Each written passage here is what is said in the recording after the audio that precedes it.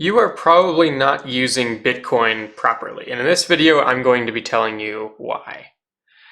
A couple of days ago I posted this thread on a Bitcoin Slack group called Atlantis, and basically the thread started when I added a new piece of code to a Bitcoin project I'm working on, and I'm basically going to forbid anybody in my system from creating Bitcoin outputs that contain 0 Satoshis, let alone trying to spend these as input, which is absolutely off limits in any context. But creating any Bitcoin outputs, including op return outputs that contain 0 Satoshis, is going to be off limits in my system. And that was a little bit of a controversial thing. I got called a Marxist, among other things, in this thread. So I would encourage you to join the Atlantis Slack group by going to atlantis.planaria.network if you haven't already. I don't know if that website's going to be up for forever, but yeah, get in this Slack group and join this thread if you want to see me get called a Marxist for supporting a system that requires the use of Bitcoin as tokens, because believe it or not, Bitcoin is a token system. So let's get into it here. Basically, Bitcoin has inputs and outputs, and the way that Bitcoin units are denoted is Satoshis. That's the smallest unit of account in Bitcoin. So what I'm doing here in this piece of code is I'm basically saying for each output of any Bitcoin transaction, if the number of Satoshis in that output is less than 1, there is a validation error, implying this transaction is invalid. Every Bitcoin output must contain at least 1 Satoshi if you are going to use Project Babbage. So that being said, I said fight me in this thread, and by which I meant debate me. I think that's pretty clear to most of the people here. Yeah, so people chimed in, right? This guy here chimed in as he will sometimes, and among others, right? Among other people. So some people brought up some good points. Some points better than others. Some points more relevant than others. And I basically just want to make this video to clear up my position on it. In addition to not allowing any Bitcoin output that contains 0 Satoshis to be created, I actually decided maybe I want to go further. Maybe I want to not allow any output that contains false op return. So what does that imply? If you think about this, there's this methodology for storing data inside of a Bitcoin transaction called op return.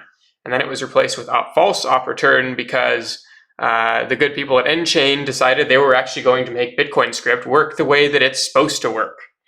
And now we have this false op return, which means whatever comes after that in this sort of data elements of the stack in this output of Bitcoin is not relevant to the spending constraints placed. And basically you're saying this output is never going to be spendable. And so normally people will do an false op return with 0 Satoshis in the output. But in my case, because you can't do 0 Satoshis in your output, you're going to put 1 Satoshi in this false op return output. But no one's ever going to be able to get that Satoshi out because it's not spendable. Maybe arguably in the future, miners can, create blocks that claim these in the same way you would claim a transaction fee almost, but that's in the far future, and that's also very controversial, allowing miners to kind of just recirculate these Satoshis in that way through adding them to the Coinbase reward of a block, the block reward when you're mining. So accepting that and accepting other ways of freezing and reassigning UTXOs that are yet to be widely known about, using Bitcoin script, there is no way to recover Satoshis. If I do a single Satoshi output in a false return, there's no way that output that Satoshi is ever going to be that's never going to be sort of redeemable inside of following the rules of Bitcoin script. So it occurred to me, maybe I should just not allow false return. So not allow false return of 0 Satoshis, for the reason that I don't think any output in Bitcoin should have 0 Satoshis. Other people can do it, whatever. They're not going to use it as input, that's for sure. But if they want to do it as output, whatever. They're not going to spend it. But a single Satoshi false op return doesn't make very much sense, because you're never going to get it back. So I'm also thinking I'm going to force people to use a new concept.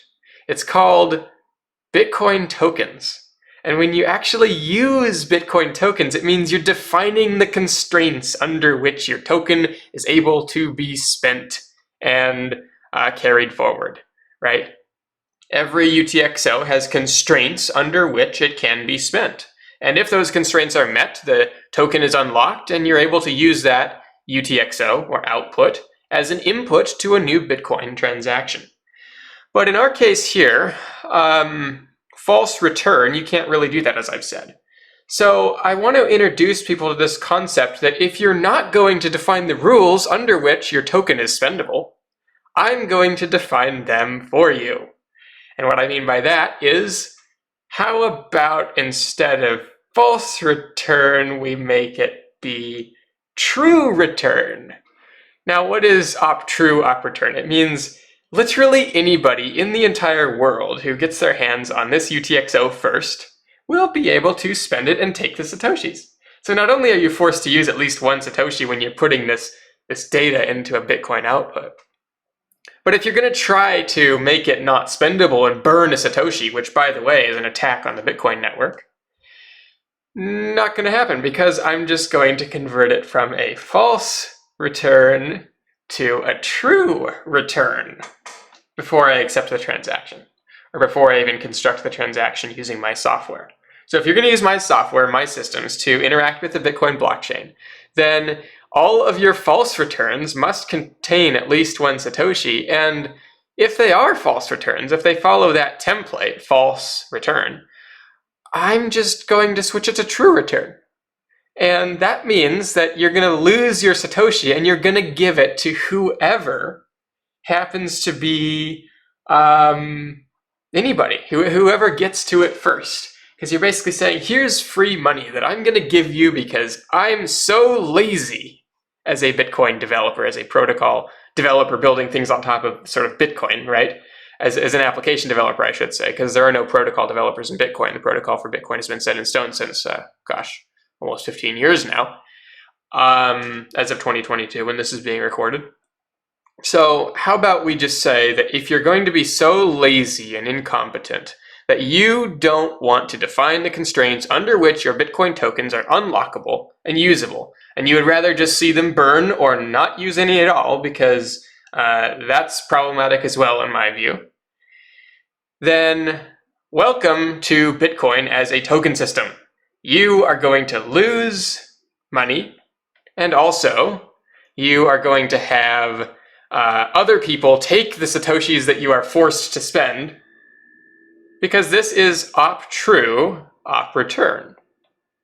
One of the best scripts, in fact, one of my favorite scripts, because it takes away money from those who choose to create protocols, myself included. I have used op-return in the past. I am a hypocrite in saying this, because for years and years I didn't understand Bitcoin, and so yes, I did use op-return, and there are still a lot of my systems that do, but I will follow the same rules. I will make sure that all of my op-returns contain at least one Satoshi, and they are true return, not false return, meaning literally anybody would be able to claim and use the Satoshi that is there as an input.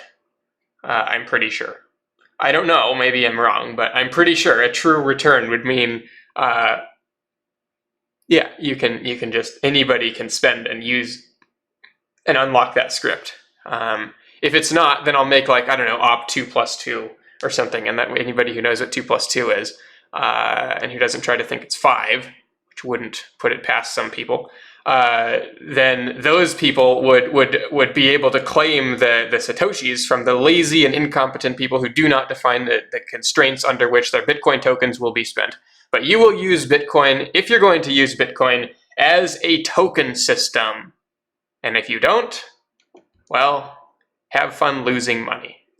That's all I have to say in this video, so thank you for watching. It's been Ty Everett, and I'll see you on the blockchain somewhere.